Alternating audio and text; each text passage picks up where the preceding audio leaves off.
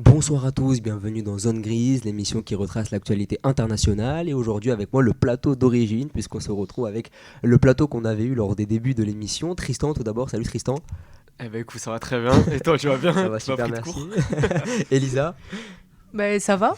ça va super, merci. Et Jao, comment tu vas? Très bien, et toi? Ça va super. En tout cas, j'ai interrompu Tristan qui était en train de s'abreuver. Bon, en tout cas, voilà, je l'ai pris de court. Mais c'est bon. Mais voilà, on va encore évoquer l'actualité internationale et on va démarrer avec le sommet de la mer du Nord qui a lieu ce lundi du côté de Hambourg en Allemagne. Créé suite au déclenchement de la guerre russo-ukrainienne, il réunit de nombreux acteurs européens autour de la question de l'indépendance énergétique. L'objectif est de confirmer le développement de l'éolien en mer et entamer le processus de décarbonation. Ce sommet était attendu au vu de la complexité du contexte international. Les ambitions américaines autour du Groenland, la menace russe et la dépendance aux matières premières chinoises ont constitué les thèmes principaux du sommet.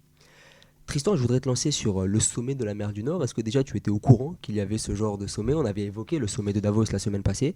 Et qu'est-ce que ça t'évoque finalement? Parce que c'est une zone assez ciblée où il y a pas mal d'enjeux stratégiques. Alors, en toute humilité, je ne connaissais pas ce sommet, le sommet de la mer du Nord, je ne connaissais pas.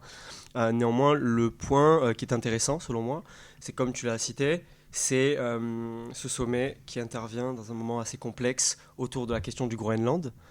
Tout simplement parce que le Danemark est convié à ce sommet et on sait que le Groenland appartient au Danemark. Et également, moi, il y a un truc que je trouve intéressant et que j'aimerais relever. Je me demande quel est le point de vue, par exemple, d'un pays comme l'Islande. Parce que, comme on le sait, je veux dire, l'Islande est un pays européen, mais l'Islande, géographiquement, est quand même très éloignée de l'Europe. Quand on regarde une carte de l'Europe, c'est assez frappant. On voit une petite île, mais avec peu d'habitants, très éloignée de l'Europe et qui pourtant est affiliée à ce continent. Et même, je ne sais pas à combien de kilomètres se situe l'Islande du Groenland, ça serait intéressant de le vérifier. Donc je me demande comment se sentent, comment vive la population islandaise, même le gouvernement islandais, vis-à-vis de la question du Groenland. Ça serait une question à laquelle il serait intéressant de poser, je pense. Enfin, de se Elisa, poser. Elisa Tristan a évoqué le Groenland, il a aussi évoqué la place de l'Islande, mais il y a également la menace russe dont on peut parler. Et il est vrai que ce sommet est tenu dans l'optique également de contrer la menace russe. Qu'est-ce que ça t'évoque, toi? Est-ce que tu as pu faire des recherches sur la question Sur la menace russe peut-être énergétiquement. Oui. C'est de cette question, le sommet de la mer a lieu pour cette raison, parce que justement l'Europe veut devenir indépendante énergétiquement de façon beaucoup plus éthique, donc de l'énergie verte. Et le problème étant qu'ils doivent signer un accord allant dans un certain optique de, je sais plus, 300 000 gigawatts d'énergie fournie Mhm. pour 2050, c'est-à-dire dans 24 ans. Donc c'est vrai que c'est bien de parler de la menace russe, mais peut-être avoir les pieds sur terre, avoir conscience quand même des répercussions sur les habitants des États, plutôt que de voir un objectif européen et réfléchir à des choses, à des solutions plus concrètes. Merci beaucoup Elisa. On passe maintenant aux États-Unis où la situation est toujours plus tendue. Samedi dernier, à Minneapolis, Alex Pretty, un homme de 37 ans, a été abattu par la police de l'immigration ICE que Donald Trump a doté de moyens considérables. Si l'un des responsables de cette police, Gregory Bovino, a condamné la supposée attitude belliqueuse de Pretty pour justifier sa mort, de nombreux témoins ne sont pas d'accord avec cette version. Le décès de ce manifestant s'ajoute à celui de Ronnie Good, tué le 7 janvier dernier par l'ICE. De Barack Obama à Bill Clinton, la classe politique américaine s'est indignée de ce que beaucoup qualifient de dérive. Jao, est-ce que tu trouves qu'on est sur une dérive autoritaire du côté des États-Unis par rapport aux moyens que peut donner Donald Trump à la police de l'immigration? Effectivement, il y a beaucoup de moyens qui sont déployés pour la police de l'immigration.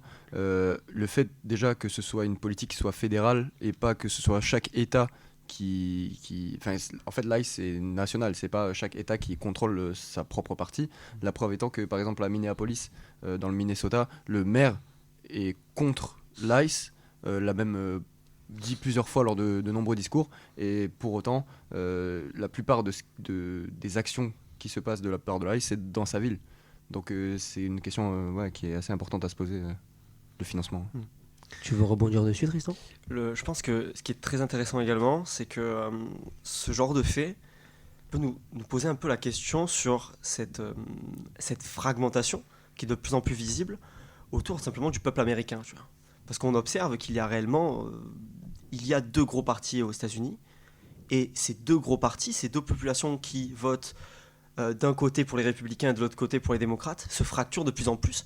Et je trouve que c'est vraiment un exemple criant, cet exemple des manifestations qui se sont déroulées au Minnesota. Parce que par exemple, au Minnesota, je veux dire, on est dans un État qui est et surtout dans leur ville principale, on est vraiment dans des lieux qui sont fortement démocrates.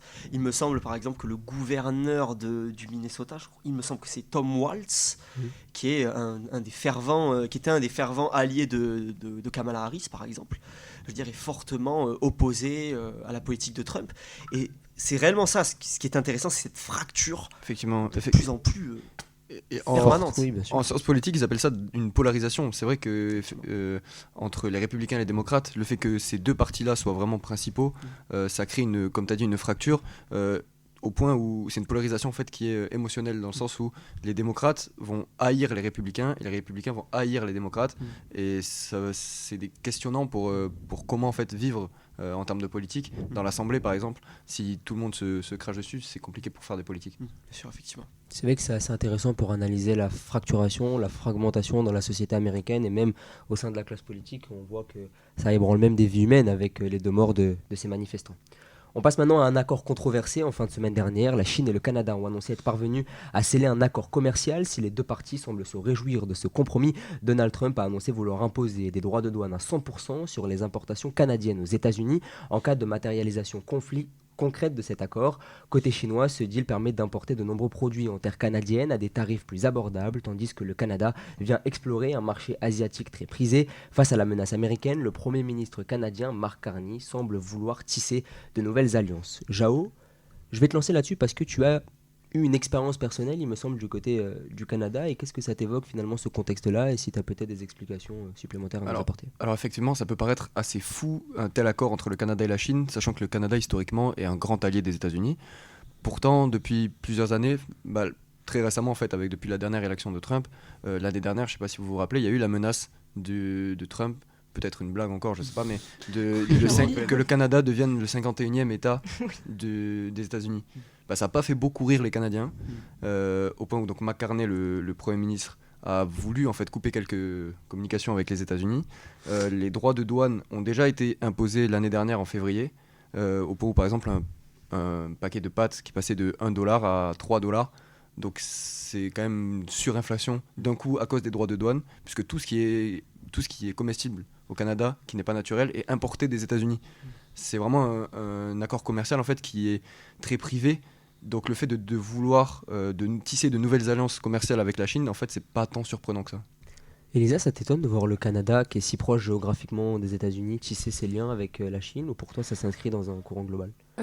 Alors, un peu des deux, parce que je dirais déjà dans un premier temps que le Canada, les États-Unis et le Mexique ont un accord qui va être discuté en juillet 2026 justement, et Trump se dit que voir le Canada faire... Alors oui, il faut partir du début.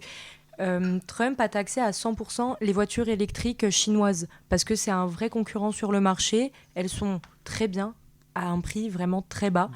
Et le Canada, justement, a conclu un accord avec la Chine sur ces voitures électriques. Et ça voudrait dire quoi? Ça voudrait dire que les voitures électriques chinoises seraient au Canada et donc accessibles directement avec les États-Unis. Et Trump, ça le refuse, puisque lui-même, il refuse d'avoir... il a mis 100% de droits de douane quand même dessus. Et surtout, en juillet, le Canada pourrait être un peu en position de force dans les négociations. Donc en vrai, ça fait sens, puisque le Canada peut-être essaye de se libérer justement avec ce que tu as dit, avec ces menaces qui sont pas tant que ça, peut-être des menaces finalement. C'est une blague qui fait rire, mais pas trop. Et le Canada, justement, essaye un peu de s'extirper des États-Unis, faire sa politique étrangère, essayer d'exporter davantage, puisque c'est 80% de ces produits qui sont exportés aux États-Unis. Ouais, c'est ça, c'est énorme. Et donc, finalement, ça coule de source pour la politique du Canada, pour qu'elle puisse enfin grandir un peu plus en dehors de ce côté-là de l'hémisphère. Et dans un autre sens, voir les États-Unis appliquer, on va dire, des droits de douane à 100% comme ça, faire peur, c'est pas étonnant, c'est Trump, quoi. Mais effectivement, ça prouve quand même quelque chose, même au sein de la population.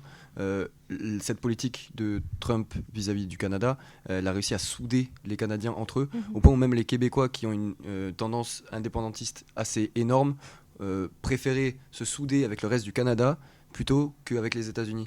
Et ça peut paraître fou pour nous, mais pour eux qui clament l'indépendance depuis 40 ans, c'est quelque chose d'assez fou.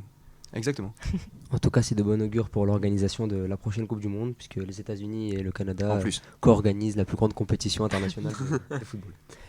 La situation se dégrade en Syrie, à Kobané, au nord du pays. L'ONU a été appelée à l'aide face aux pénuries alimentaires auxquelles fait face cette ville à majorité kurde. Depuis quelques semaines, l'armée syrienne de Damas mène des combats face aux FDS qui représentent les forces kurdes dans la région. Les FDS accusent le pouvoir central syrien, soutenu par les États-Unis, d'opérer un siège et de remettre en cause leur souveraineté sur la région. Les FDS étaient distingués en 2015 en repoussant l'État islamique, alors très présent dans la zone, un symbole de résistance qui avait alors été salué par la communauté internationale. On va maintenant passer aux chroniques avec Jao qui va nous faire la traditionnelle chronique du temps long, puisque tu vas nous parler du président de la Corée du Sud, donc grande puissance mondiale, qui a été condamné à 5 ans de prison et qui va peut-être être condamné à la peine de mort. Donc c'est assez surprenant et tu vas un peu nous retracer ça, Jao. Alors effectivement, aujourd'hui pour le temps long, on va rester quand même dans l'actualité, mais en sortant donc des sujets récurrents, puisqu'on va aller vers la Corée du Sud, où l'ex-président conservateur Yoon Suk-yeol a été condamné la semaine dernière à 5 ans de prison ferme. Il se présente au tribunal pour une série de procès où il risque jusqu'à la peine de mort. Alors qu'est-ce qu'il a fait ? Il est jugé pour insurrection. Le 3 décembre 2024, alors qu'il était encore président, il a essayé de prendre les pleins pouvoirs en imposant la loi martiale. À ce moment, j'y étais sur place. Et donc la loi martiale, c'est quoi ? C'est une particularité de certaines constitutions dans le monde, ça n'existe pas en France, mais elle permet au président de gérer une situation de crise en prenant les pleins pouvoirs pendant une durée qui est déterminée. Dans l'idée, l'autorité militaire prend le contrôle pour maintenir l'ordre public, l'armée prend la place de la police et elle peut faire ce qu'elle veut globalement. Plus besoin par exemple de mandat d'arrêt pour perquisitionner quelqu'un, tout le monde est vraiment à risque. Et donc si c'est dans la Constitution, c'est quoi le problème, Jao ? Momo, le problème c'est que l'imposition de cette loi martiale en Corée, en fait, elle a été faite de manière très controversée. En fait, l'ancien chef d'État avait effectué une allocution télévisée vers 22h30 le 3 décembre 2024 pour annoncer la loi martiale. 22h30, c'est tard, les gens dorment. Donc personne n'était vraiment au courant.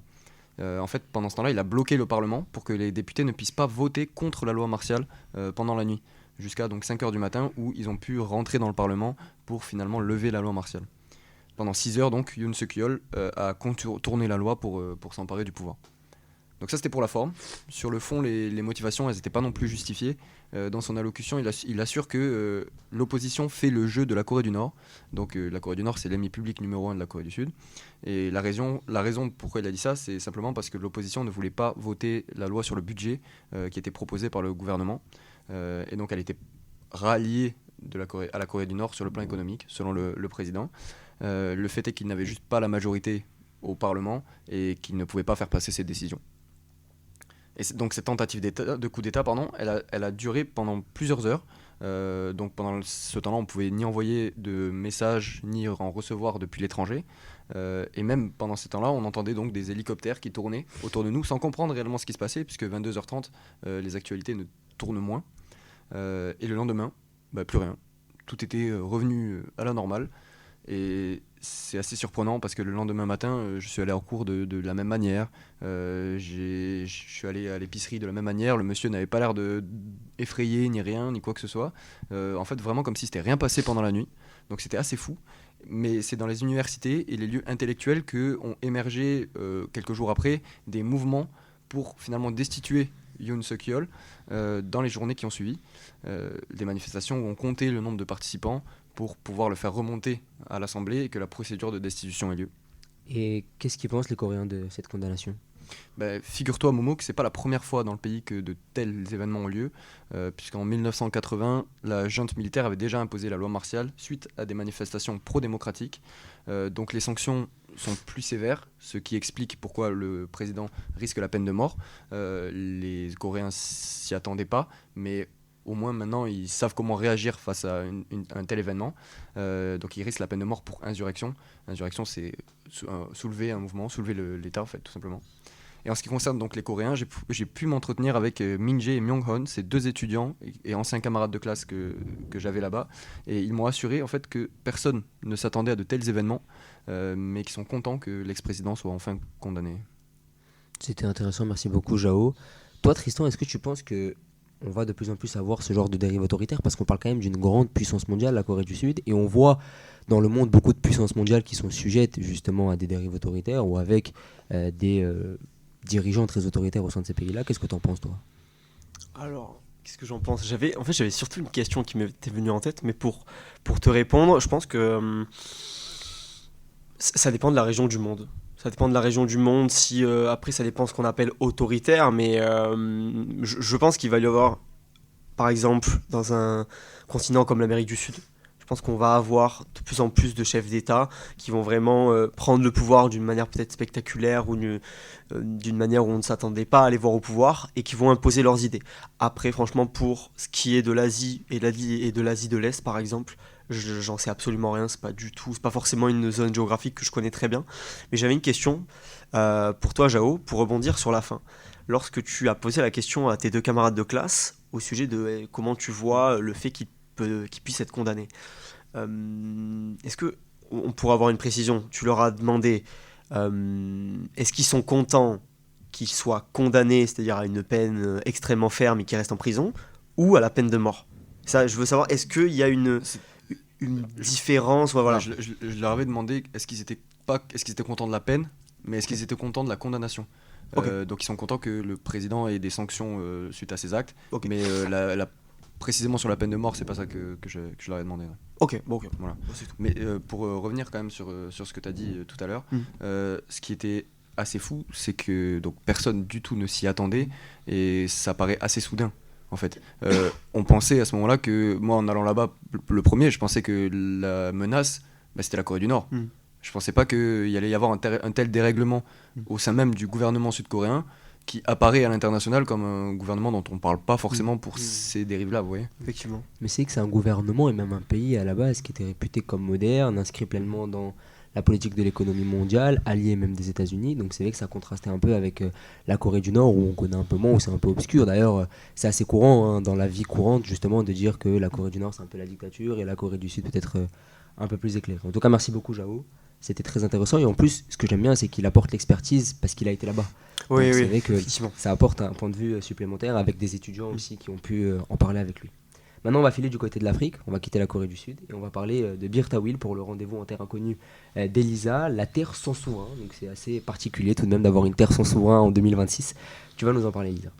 Et oui, alors aujourd'hui, dans En terre inconnue, nous allons voir une terre unique en son genre appelée Bir Tawil. Donc unique et inconnue puisque elle n'est reconnue par personne. C'est un petit territoire de la taille de l'île Maurice, coincé entre l'Égypte et le Soudan. Ce qui en fait sa particularité, c'est que Bir Tawil est qualifié juridiquement comme une terra nullius, donc une terre sans maître.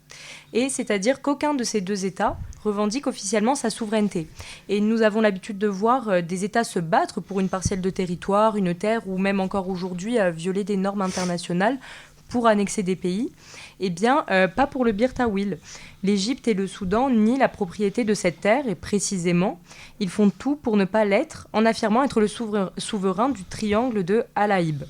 C'est un legs de l'époque coloniale britannique puisqu'en 1899, les Britanniques tracent une frontière rectiligne, donc vraiment un trait, entre le Soudan et l'Égypte. Et le Bir Tawil est alors du côté du Soudan et le triangle de Al-Haïb du côté de l'Égypte et ainsi attribuer la souveraineté. Seulement, ayant de nombreux problèmes avec les tribus locales sur ces territoires, il est tracé une nouvelle frontière entre les 2 échangeant simplement la terre de propriétaires. Et le triangle de Al-Haïb est soudanais et le Bir Tawil est égyptien. Sauf que à Bir Tawil, à part des gisements d'or et une tribu de nomades qui s'occupent de troupeaux, il n'y a pas grand-chose, alors que le triangle d'Al-Haïb a bien plus à proposer. Le territoire est 10 fois plus grand, il donne accès à la mer Rouge et possède encore plus de ressources. Donc l'Égypte et le Soudan veulent tous les deux ce triangle stratégique. Seulement, pour l'obtenir, chacun doit s'en tenir à une carte précise. Alors que l'Égypte reconnaît la frontière de 1899, le Soudan revendique la dernière frontière de 1902. Concrètement, cela signifie que revendiquer le Bir Tawil reviendrait, pour l'un comme pour l'autre, à reconnaître la frontière défavorable et à renoncer définitivement au triangle de Al-Haïb. Et cette zone grise juridique, a ouvert la porte à toutes les dérives. L'Américain Jeremiah Hayton, en 2014, est venu y planter un drapeau pour s'autoproclamer roi, vendre ses droits cinématographiques à Disney, dans une démarche rappelant les heures sombres du néocolonialisme. Et pourtant, Bir Tawil n'est pas vide. Elle est parcourue depuis l'Antiquité par les Adabda, une tribu nomade qui y vit, exploite de l'or et fait paître ses troupeaux. Mais leur mode de vie nomade, ne s'inscrivant pas dans les codes de l'État-nation moderne, restent les oubliés de cette équation. Ils sont simplement considérés comme une micronation et aux yeux du droit international, c'est une terra nullius. Finalement, Bir Tawil est un territoire orphelin, sans réelles ressources, qui doit rester officiellement à personne pour permettre à ses voisins de continuer à se disputer ce qui a vraiment de la valeur, même si, officieusement, le triangle de Al-Haïb est égyptien. Merci beaucoup Elisa. Et c'est assez rare quand même de voir un territoire dont personne ne veut, parce que je reprends ce que tu dis au début de ta chronique, l'Égypte et le Soudan nient la propriété de cette terre.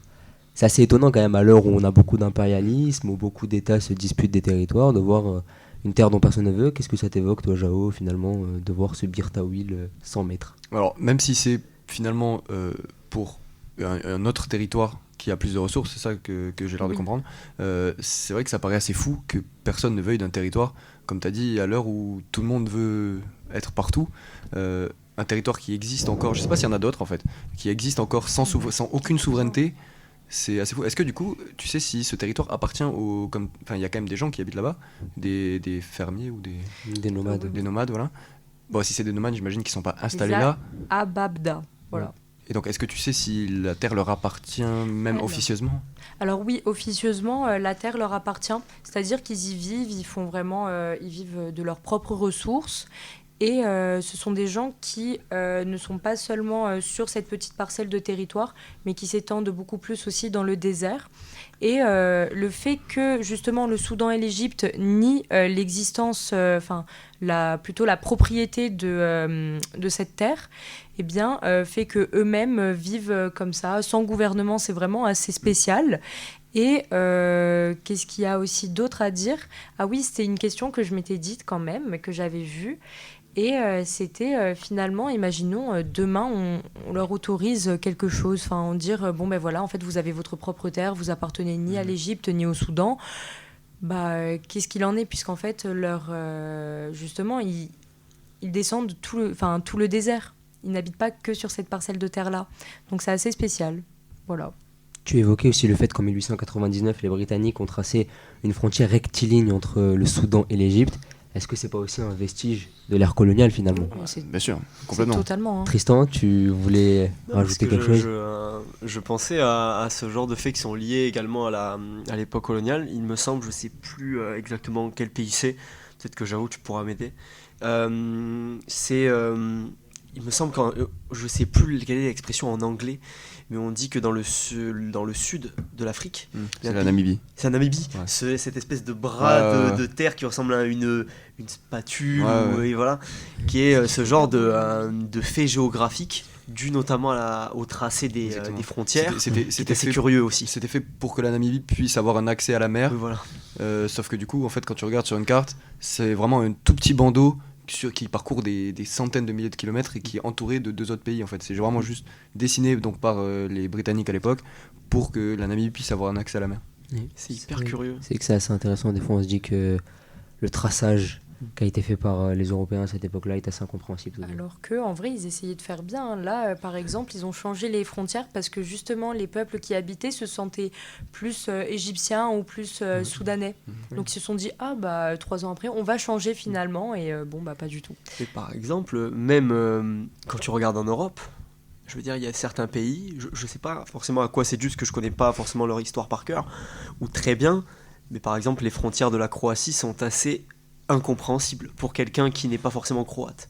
Je sais pas si vous voyez cette Oui, espèce croissant. de croissant de lune. Mais c'est par rapport aux divisions qu'il y a pu avoir aussi dans les Balkans, bien sûr, ça a énormément totalement. changé, il y a eu beaucoup d'instabilité Totalement. dans la zone, donc je pense que les régions qui sont de base très instables continuent à l'être avec le Oui. temps parce que les frontières changent Bien sûr. au fil des années, des décennies et des époques. Je suis d'accord. On va maintenant terminer par toi, Tristan. Tu as Effectivement. été assez inspiré sur la chronique d'Elisa et tu vas nous parler dans le fun fact de l'opération Husky qui concerne plus ou moins la Sicile. Donc tu vas nous évoquer ce territoire dont on ne parle pas vraiment, j'ai l'impression. Effectivement, donc l'opération Husky, c'est le fait d'une alliance plutôt improbable entre les États-Unis lors de la Seconde Guerre mondiale et la Cosa Nostra, c'est-à-dire la mafia sicilienne, ou en tout cas certains mafieux locaux. Il faut déjà dire qu'il y a pas mal de légendes qui sont autour de cette opération Husky, comme quoi des mafieux locaux auraient été à la tête de certains chars et tout, etc., et qui auraient commandé certains chars américains. La plupart des historiens sont là pour le dire, ça c'est globalement faux, hein. Là, il faut rester sur du factuel et évacuer les légendes. Mais néanmoins, il y a eu un appui de la mafia sicilienne grâce à des contacts qui ont été établis par les États-Unis pour pouvoir aider les États-Unis justement à pouvoir pénétrer en terre sicilienne plus facilement. C'est-à-dire avoir accès au port sicilien, avoir des cartographies des côtes, etc., etc. Et donc ça, je vais vous l'expliquer. Donc déjà, tout simplement, l'opération Husky, elle est lancée à l'été 1943. Le petit contexte, c'est en pleine Seconde Guerre mondiale, et à cette époque-là, l'Italie fasciste de Mussolini, elle est mal en point. Je veux dire, l'Italie vient de perdre l'Éthiopie, donc en Afrique, ils sont en train de tout perdre. Ils perdent l'Éthiopie en 41, ils perdent la Libye en 43.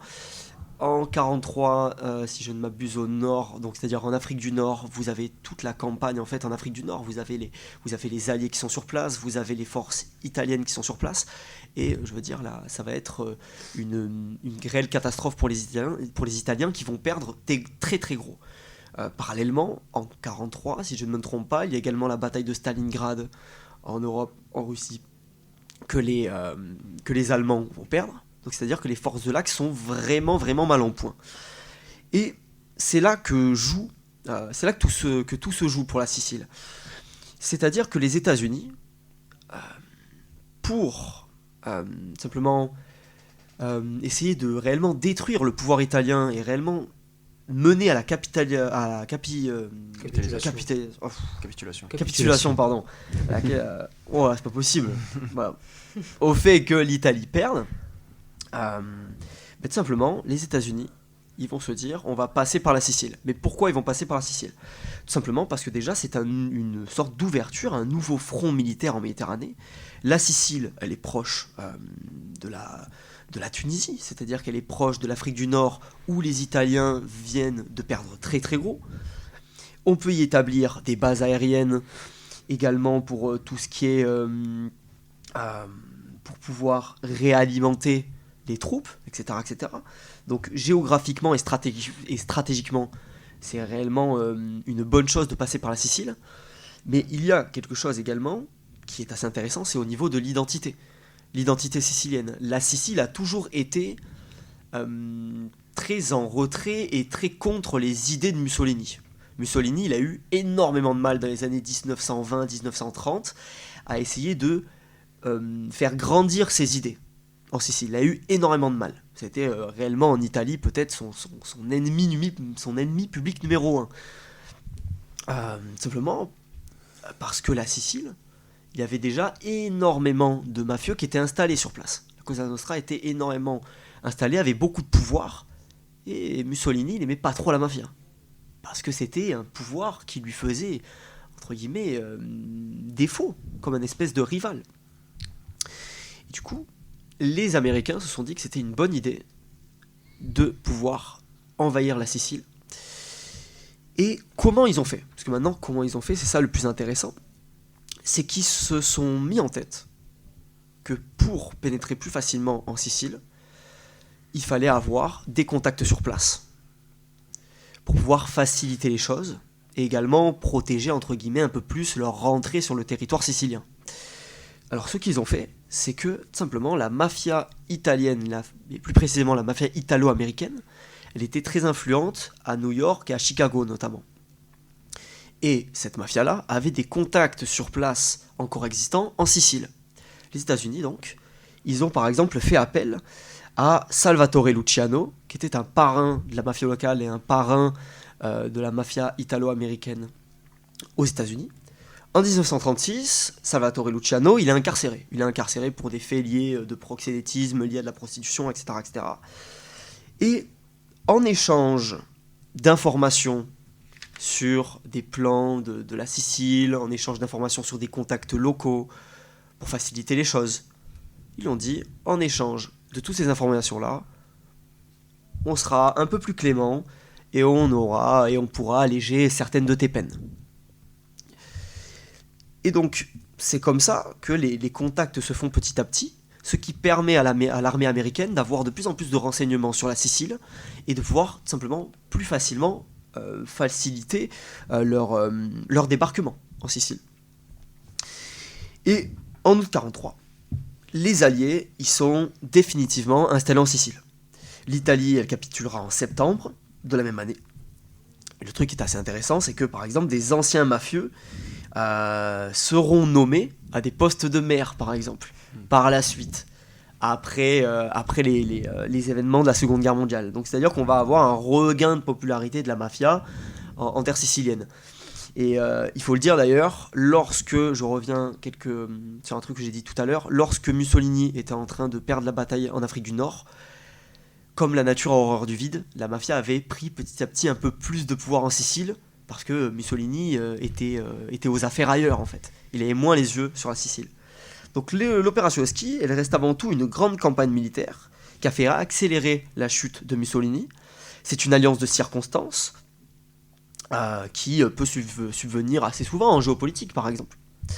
Et c'est assez marrant parce que c'est une alliance entre un État qui est en guerre, les États-Unis, et des réseaux criminels qui s'allient au nom d'un objectif commun, c'est-à-dire vaincre une menace idéologique et militaire bien supérieure et bien plus dangereuse.